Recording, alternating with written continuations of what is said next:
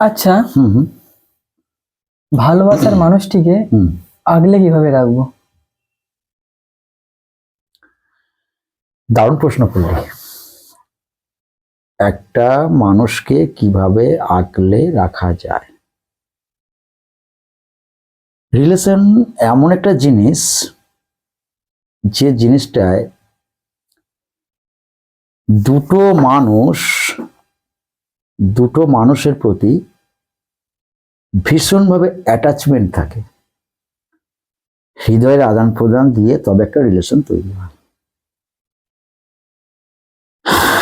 সবাই চায় যে আমার পার্টনার আমার অধীনে থাকুক, নিয়ন্ত্রণে নয়, কন্ট্রোলে নয়। যারা প্রকৃত ভালোবাসতে যেন তারা কখনো কন্ট্রোল করতে চায় না, আমার মানুষটাকে কন্ট্রোল করতে চায়।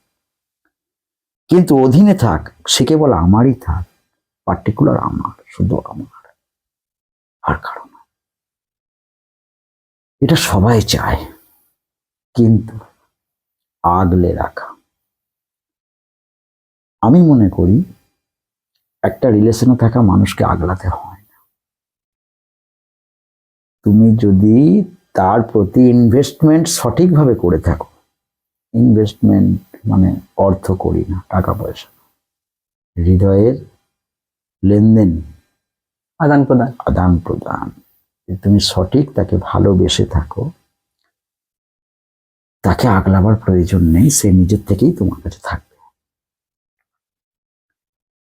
বলপূর্বক কোনো রিলেশনে থাকা মানুষ কাউকে আগলাতে যাওয়ার চেষ্টা করা ঠিক না। আগলাতে যাওয়া মানে তাকে আটকানো। অনেকে বলে আগলে রাখা আলাদা, আটকানো আলাদা। আমিও বলবো তাই, আগলানোটা আলাদা, আটকানোটা আলাদা। কিন্তু একটা সময় ওই আগলানো ব্যাপারটা আটকানোর জায়গায় চলে আসে। তুমি কখন তাকে আগলাতে চাইছো? তোমার সে হৃদয়ের মানুষ, সে যেন তোমারই থাকে, তাকে ছাড়া তুমি কিছু ভাবতে পারো না। তোমার একটা ভীষণ প্রিয় মানুষ, এত মানুষ থাকতে সে তোমার শ্রেষ্ঠ মানুষ, তোমার লাইফের সব থেকে প্রিয় মানুষ।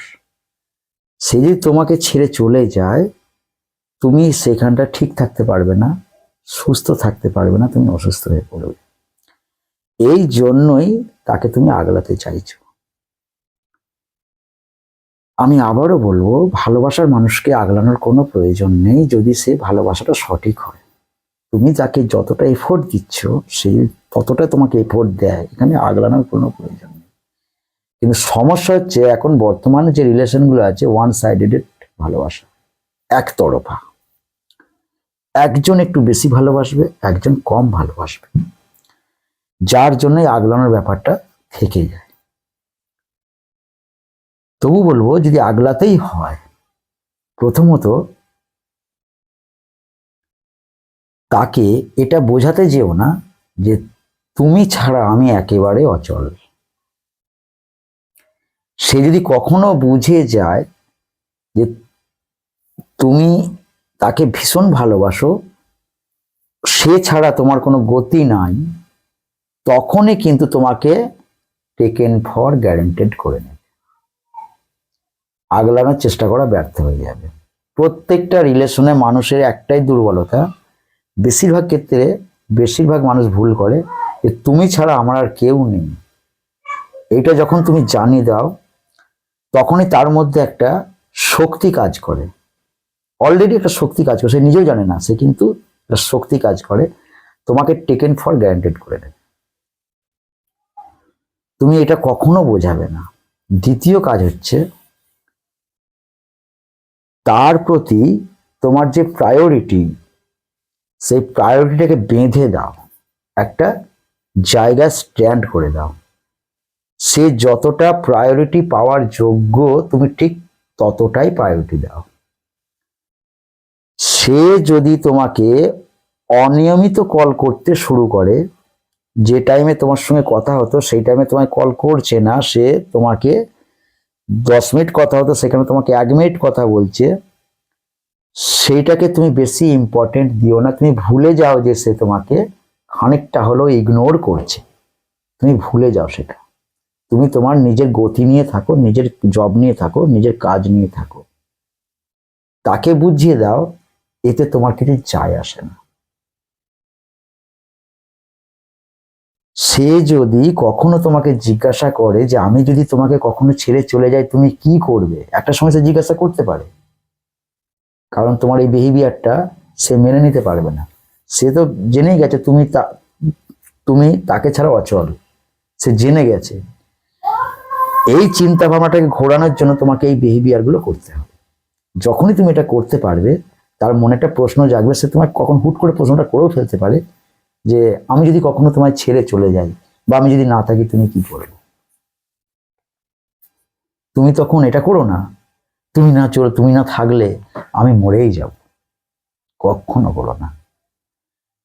তুমি তাকে বলো যে আমার যদি কোথাও খামতি বলে মনে হয়, তুমি অবভিয়াসলি তুমি কোথাও যেতে পারো, তুমি ভালো থাকলে আমি ভালো থাকবো।